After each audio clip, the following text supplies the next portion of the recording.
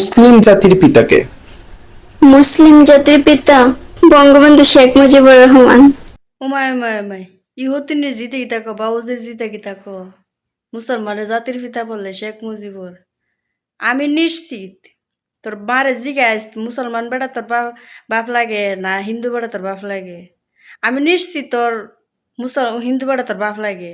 যদি মুসলমান বেটা তোর বাপ হইতো তাহলে তুই জানলে অবশ্যই মুসলমানের জাতির পিতা কেডা। তুমি হইছে হিন্দু বেটার জন্ম এ লেগা তুই কইতার যে শেখ মুজিবুর মুসলমানের জাতির পিতা। আসলে তোর কোনো দোষ নাই।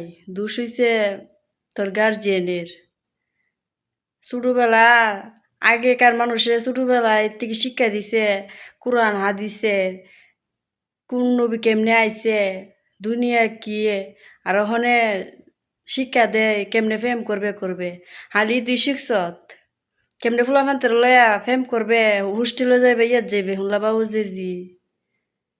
বাউজের জি মুসলমানের জাতির পিতা শেখ মুজিবুর তোর আব্বা লাগে শেখ মুজিবুর তোর মার হাই বাউজের জি হতিনির জি দেখি তাকো হতিনির জি হালি প্রেম করে শিখছত। আসলে তোর কোনো দোষ নাই, দোষ তো তোর মা বাপের।